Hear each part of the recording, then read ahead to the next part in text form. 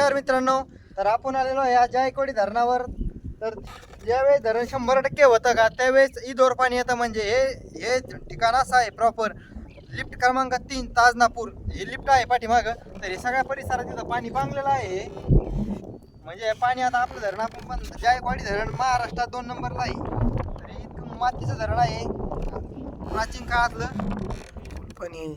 तर हे असं पाणी आहे मित्रांनो या धरणात बघू शकता तुम्ही.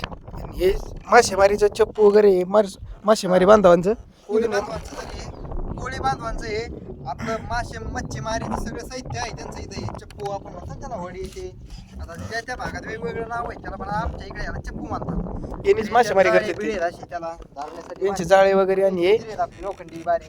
आणि याच्या इथूनच मासेमारी करते ते, कारण हे सगळ्यात मस्त पॉइंट आहे. त्यांचा म्हणजे आपण म्हणतो का जीवनाचा हे म्हणजे 2 पैसे कसे मिळतात, तर त्यांना त्या लोकांना पर्याय फक्त एवढाच आहे.